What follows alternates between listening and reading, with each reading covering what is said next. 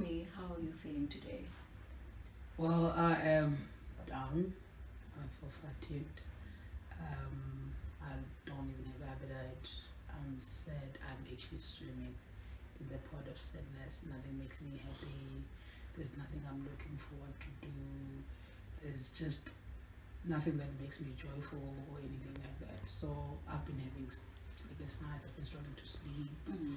and so on. So yeah. So maybe if you can tell me what might have caused you, or maybe what do you think is making you feel this sad or making you feel this down and fatigued? Well, I could say losing my dad has been something I was not expecting. I know we're all gonna die one day, but I think he died soon. I was not ready to lose him, and I didn't have enough time, to process and probably be prepared that he was going to die. And yeah, I think I'm actually the first time I have to go through grief this way. So he was the closest thing to my heart. He was my go-to person, and all of that has just been taken away. And there's a lot I'm going through in the phase of my life, the transitions that I'm facing right now. So he would have been the person. Now he's not there. I know I can't talk to him. I can't do anything.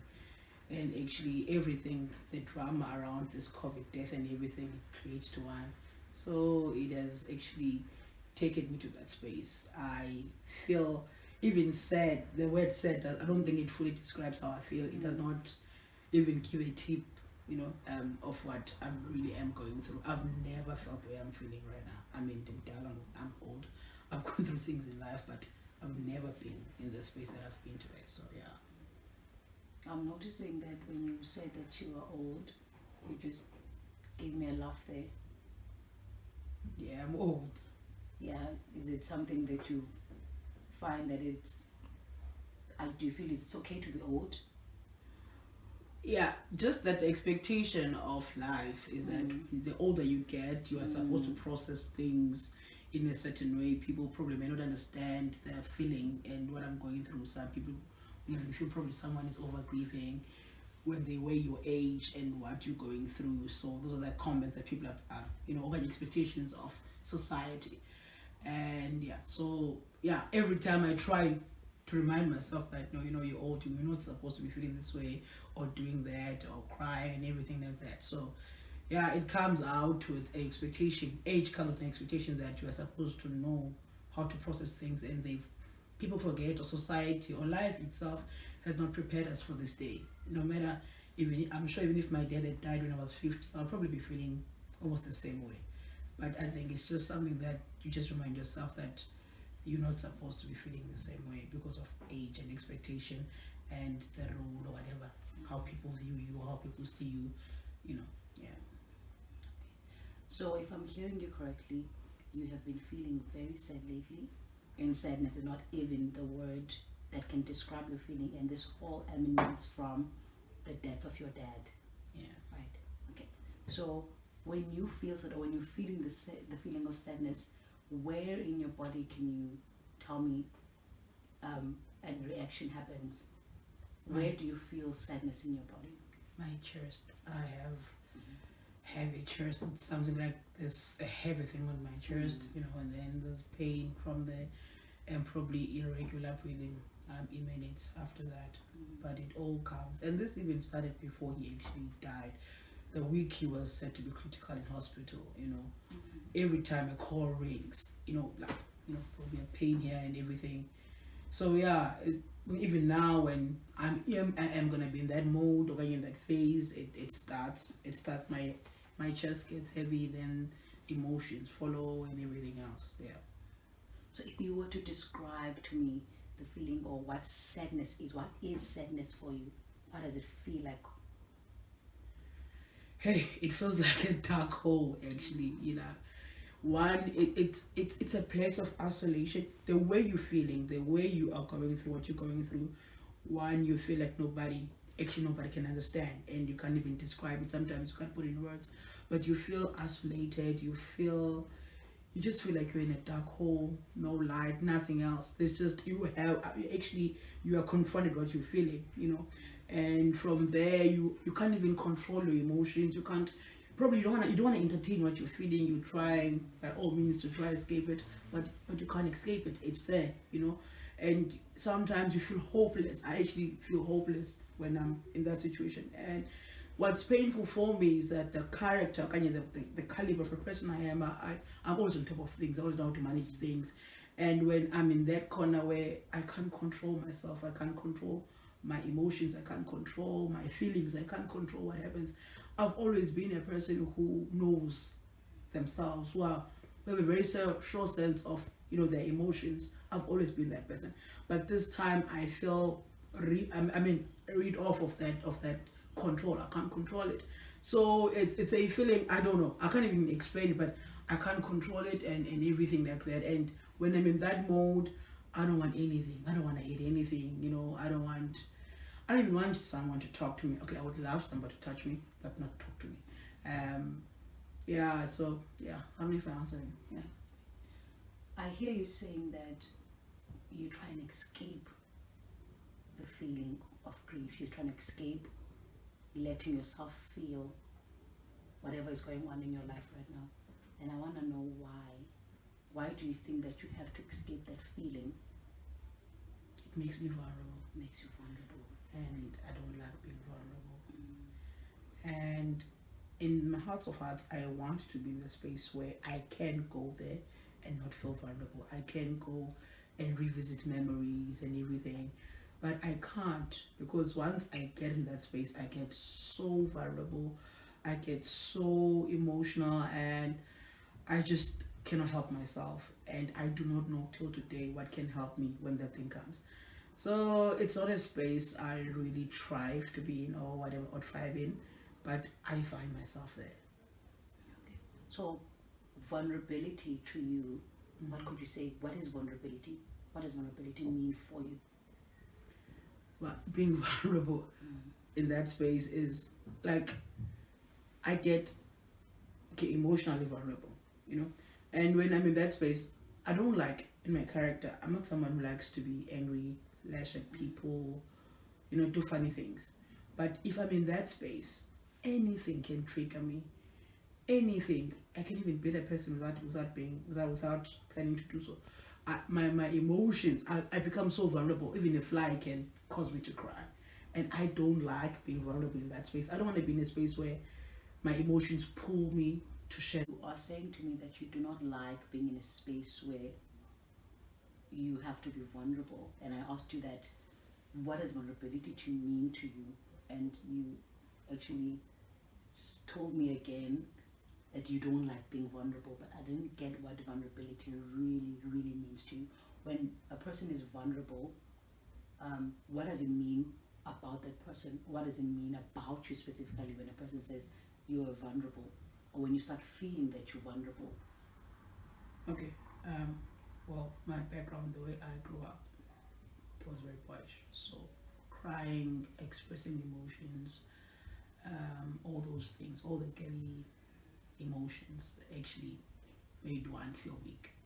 So if I allow myself to go there, if I allow myself to cry like a girl, like okay, not like a cry like a girl, every human being cry, but I feel like that, and then that means I'm weak, and I don't like being weak.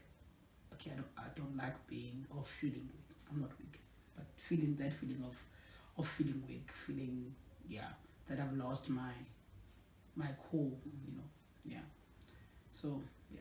I'm also noticing that when you're talking about being a girl, your face changes, and it's like you're talking about something that's outside of yourself, like you're talking about something that's not you, whereas you are a female and you're here and you're a girl. I want you, but I think you've explained to me that you grew up in an upbringing that says that you were a boy, or maybe made you feel like you have to react like a boy and be strong all the time. And that is when you feel weak, when you feel vulnerable, vulnerability to you is explained as a weakness. Am I hearing you right? Yeah. Okay.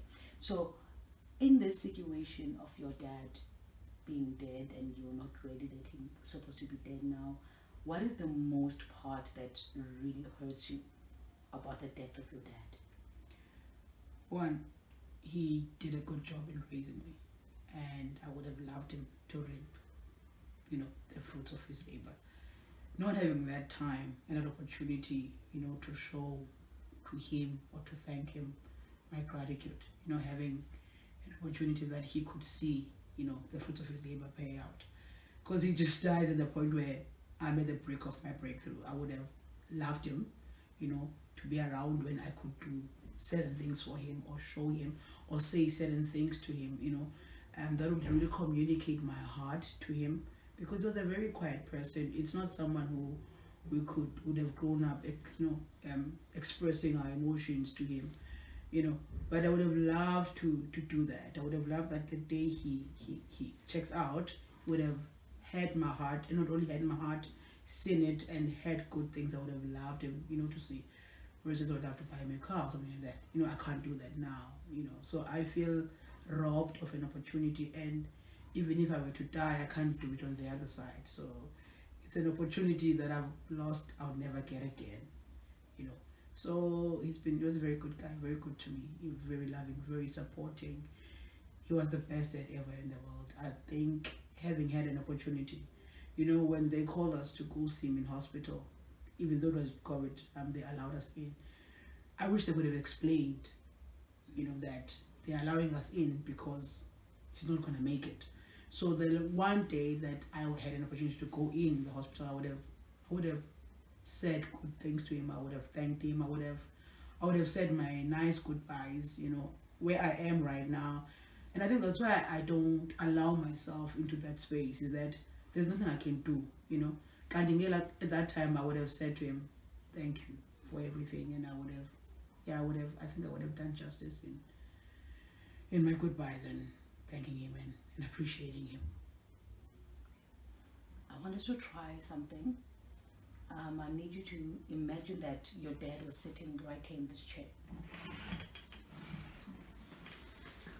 And he could hear you, and he could feel you, and he could see you. I would like you to try saying all the things that you would have wanted to say to your dad on that last day in hospital if you knew that he was going to die. What would you have said to your dad? Going to say now? Yes, say, imagine that your dad is sitting right here. Alright. Hey Daddy. I'd actually like to thank you for the person you've been. You have been a great dad. You have been the best dad.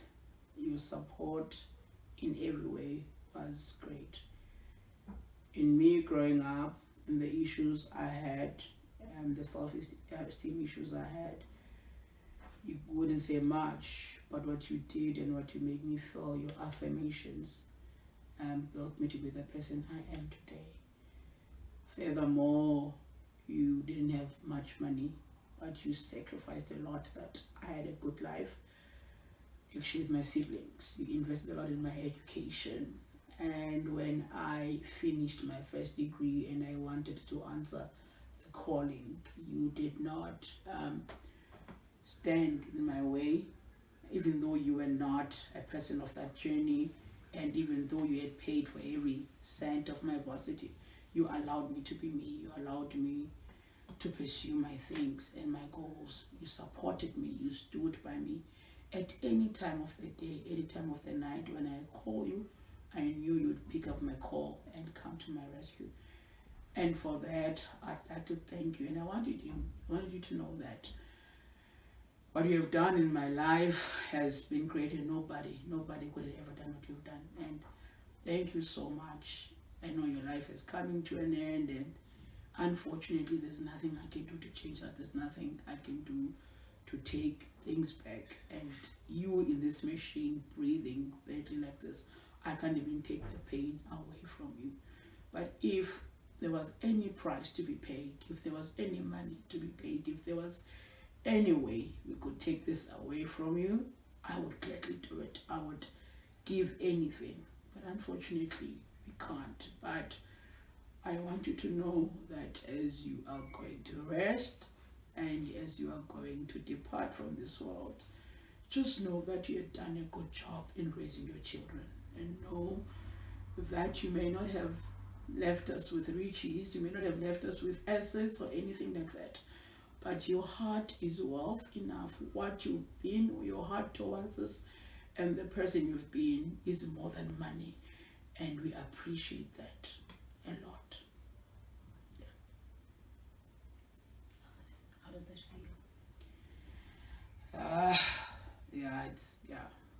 It just leaves me a bit. It does, eh? There's a bit of relief. Yeah. Where you feeling the relief? My heart, man, yeah, because I think I've been carrying these things in my heart. So now I want you to just imagine that your dad could respond to you, hearing what you've just said to him. What do you think your dad would have said to you? I'm sure he would have said, "It's alright, it's gonna be fine." Actually, I would like you to actually even imagine that you are your dad now, and you are sitting in that chair and your dad is talking to you. So I speak as him. You speak as him. Yeah. But when we live now, life has come to an end, and there's no running away from what is going on right now. But as I told you on your graduation, that we've named you this name so that you know that we are grateful as your parents and we are counting on you for everything else that is in that household. Your siblings, responsibilities. I trust you to do good with them. I trust you to be a support system, support your mom, and above all, make sure my legacy lives on. I know you can. So it's sad to say goodbye, Mlana, but I know you to be a good girl. I know you to be a strong girl, and I know you to be a good-hearted person.